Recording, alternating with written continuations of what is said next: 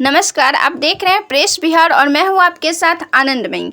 नींव कमजोर, बिना चेहरे के कब तक उछलेगी भाजपा। भाजपा देश की सबसे बड़ी पार्टी आज खामोश है। बड़ी बड़ी दावे करने वाली, बड़ी बड़ी रैलियां निकालने वाली पार्टी, विपक्षी को मुंहतोड़ जवाब देने वाली पार्टी आज खामोश क्यों?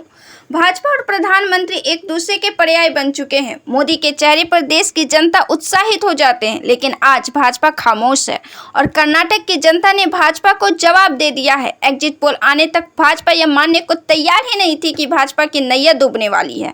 भाजपा को तो उम्मीद थी कि वह रिकॉर्ड तोड़ जीत पाएगी, लेकिन नतीजा आज सामने है। राजनीति में धर्म को लाने वाली भाजपा, प्रचार के दौरान बजरंगबली का नारा लगा लगा कर जोश भरने वाली भाजपा खामोश क्यों है? मोदी का चेहरा भी फीका पड़ गया है। आखिर किस किस राज्य में जाकर मोदी और अमित शाह अपने चेहरे और अपनी रणनीतियों पर राज्य में पार्टी की मजबूती की नींव रखेंगे और सरकार बनाएंगे?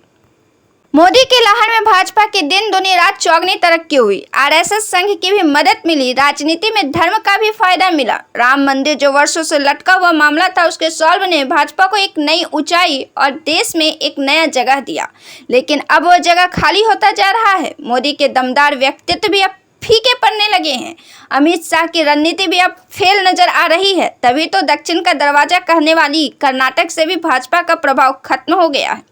कर्नाटक चुनाव में बुरी तरह हारने के बाद भाजपा खामोश हो गई है और वहां के सीएम बसवराज बोम्मई ने हार की जिम्मेदारी लेते हुए कहा कि हम मूल्यांकन करेंगे कि कहां कमी रह गई है। जनता के जनादेश को मैं स्वीकार करता हूं। इससे पहले हिमाचल प्रदेश में भी भाजपा सत्ता पर से हाथ धो चुकी है। भाजपा की नींव कमजोर होती हुई नजर आ रही है। 28 राज्यों में केवल 10 ही राज्य हैं जिसमें भाजपा की सरकार है। कर्नाटक में जोर शोर से प्रसार के बावजूद पूरी तरह भाजपा के परास्त होने का यह नतीजा बता रहा है कि भाजपा के दांव अब उल्टे पड़ रहे हैं। भाजपा के लिए उचित चेहरा नहीं है। भाजपा की रणनीति सफल नहीं है। भाजपा के पास सही उम्मीदवार नहीं है।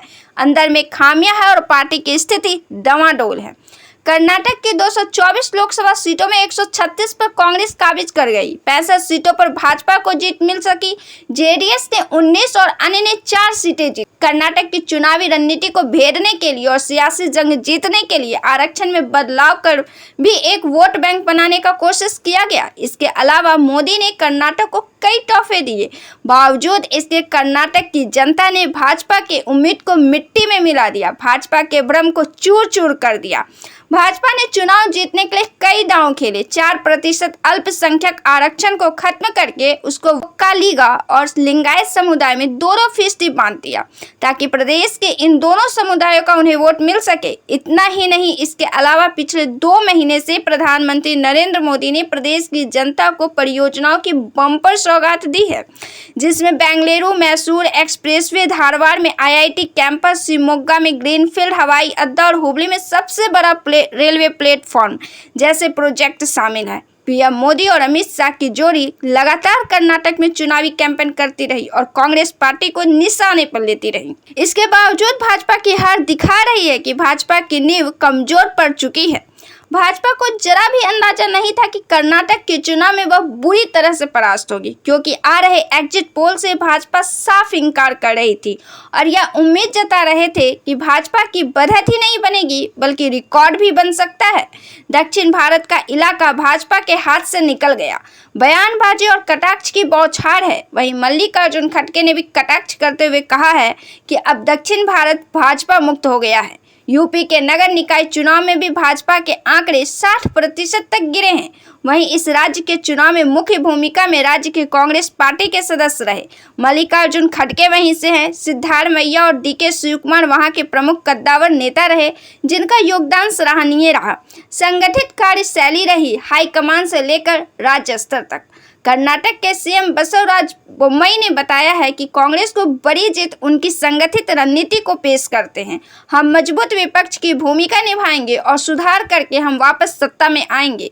हालांकि भाजपा किस तरह से सुधार करेगी यह सोचनीय विषय है, जब उसके हाथों से एक के बाद एक स्टेट फिसलते जा रहे हैं। क्या भाजपा लोकसभा चुनाव में अपना परचम लहरा सकेगी? यह भी अब चुनौतीपूर्ण है, क्योंकि बिहार से नीतीश कुमार ने विपक्षी एकता का झंडा बुलंद कर दिया है और कांग्रेस की जीत लोकसभा चुनाव में मनोबल को बढ़ाने वाली साबित होगी। तो ऐसे ही बिहार और देश की पॉलिटिकल खबरों से जुड़े रहने के लिए बने रहें हमारे साथ। वीडियो को लाइक करें, सब्सक्राइब करें, शेयर करें। कमेंट करें। तब तक के लिए मुझे दीजिए इजाज़त। धन्यवाद।